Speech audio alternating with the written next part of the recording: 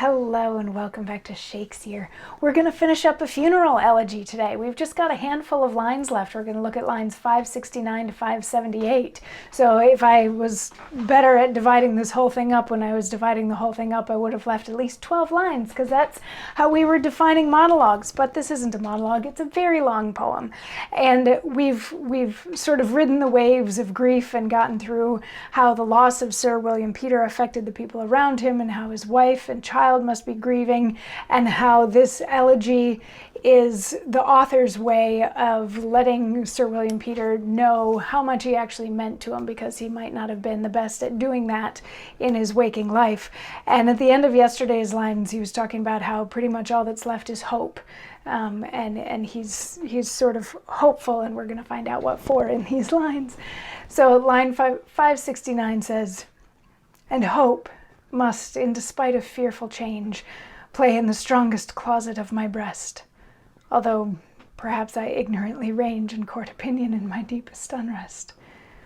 But whether doth the stream of my mischance drive me beyond myself, fast friend, soon lost.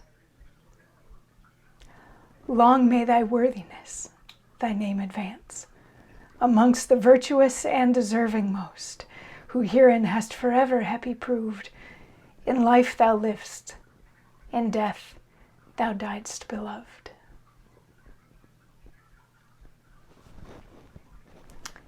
And that's it. So it's saying that he needs to just hold on to this hope that his friend is in a better place and that his friend's good name will live on for many years to come. And that last line pretty much sums up the whole thing. In life, he lived and he was beloved when he died. So that's a funeral elegy. I'm not exactly sure where the potential Shakespearean influences in it came from. It might have been in the cadence of things. A lot of it is sort of in the iambic pentameter. But yeah, it's a very long funeral elegy. Nicely written. If you want to take it at face value, it's just, Sir William Peter was a good man and he's going to be very much missed, and his death was untimely and unjust, but don't judge him for that. He was still a good man.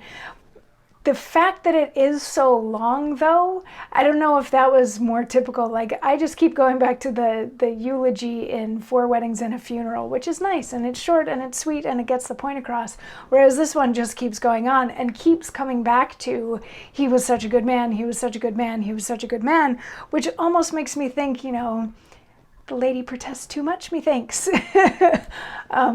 Was he really that great of a man? Were these two really such good friends? So not having more context about their friendship and their relationship, I can't really say whether or not this was all in earnest or if this is all just a show and maybe they weren't super close, but maybe they weren't super close, but the author wanted them to be, and he actually addresses that within the elegy somewhere. So I don't know, let me know your thoughts. If somebody were to get up and say all of this about you at your funeral, how would you feel? Would you feel honored, or would you feel like maybe it was a little bit too much?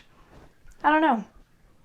I sort of like to take it at face value because it would be nice to think that there was somebody that was that good and that beloved, but who isn't necessarily in the history books and being written about all the time. But anyway, so that was a funeral elegy, which means tomorrow we are going to have our very last new poem day. We only have one more poem, and then we will have covered all of Shakespeare, the entire canon of plays and apocrypha and poems. We will have hit all of it once we're finished with the poem that we're going to dig into tomorrow. So come on back for that. I'll see you then.